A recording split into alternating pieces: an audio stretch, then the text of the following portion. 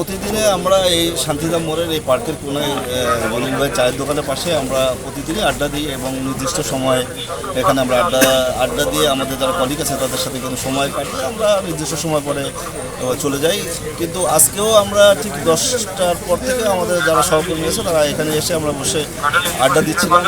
সেই কিছু সময় পরে আড্ডা দেওয়ার এক মুহূর্তে কিন্তু এখানে থেকে একটা মোটরসাইকেল যাওয়ার পথে তারা এক রাউন্ড গুলি করে। সেই মোটরসাইকেলে গুলি করে, সেই গুলি করাতে কিন্তু আমাদের একজন সহকর্মী আহত হয়েছে এবং আমার পাশ থেকে কিন্তু গুলিটা গিয়েছে। এবং ওই যে মোটরসাইকেলটা ছিল সেই মোটরসাইকেলটা হচ্ছে পিছনে যে বসা ছিলেন হেলমেট পরা অবস্থায় উনি আসলে গুলি করেছেন এবং যে চালাচ্ছিলেন তার হেলমেট ছিল না।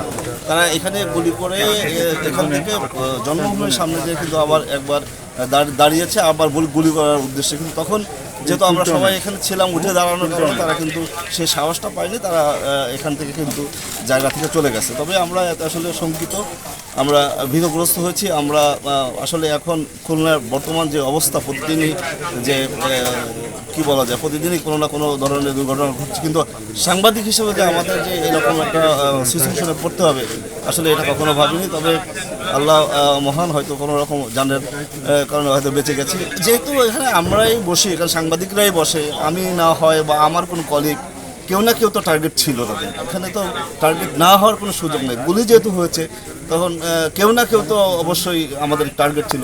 আমি থাকতে পারি, দেখা টুডু ভাই থাকতে পারে, আরও যারা আছে তারা থাকতে পারে। এখন কে টার্গেট ছিল তা একমাত্র যারা করেছে তারাই বলতে পারে। পার্কের পশ্চিম সাইডে আমাদের যে সাংবাদিক ভাইরা যেখানে বসে এখানে একটা ইনসিডেন্ট ঘটছে। মোটরসাইকেলে এসে একটা ফাঁকা তাদেরকে লক্ষ্য করে একটা গুলি করে পালিয়ে যায়। আমরা বিষয়টা দেখতেছি যে কারা আসছিল, কে আসছিল, কী উদ্দেশ্যে আসছিল, তদন্ত করে বের করছি। আমরা বহুবার বলে আসতেছি যে আসলে খুলনার আইন শৃঙ্খলা পরিস্থিতির চরম অবনতি।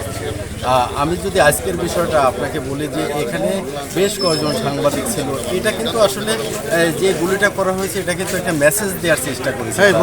তারা বোঝানোর চেষ্টা করতেছে যে পরবর্তীতে আরও বড় ধরনের কোনো কিছু ঘটতে পারে। আমরা আসলে নিরাপত্তাহীনতায় আছি। আমরা বারবার প্রশাসনের কাছে বলেছি যে খুলনার সাংবাদিকরা আসলে ভালো নেই, তারা নিরাপত্তাহীনতায় আছে। আপনারা জানেন খুলনার প্রতিদিন একের পর এক গুলির ঘটনা ঘটছে, বোমা হামলার ঘটনা ঘটছে। আর আপনারা জানেন যে সম্প্রতি যে খুলনায় যে এই গণমাধ্যমে যে একটা ঘটনা ঘটছে, আমরা আসলে দুটো বিষয় নিয়ে সামনে এগোচ্ছি। আমরা এটা আপনাদের গণমাধ্যমের সামনে আমরা বলতে চাচ্ছি না, আমরা প্রশাসনের কাছে বলেছি যে আমাদের মাথায় দুটো বিষয় আছে। হয়তোবা পুলিশ প্রশাসন যদি সেই বিষয়টা খোঁজে তাহলে আসল রহস্য বেরোবে যে এই গুলির পিছনে নেপথ্যে কী আছে।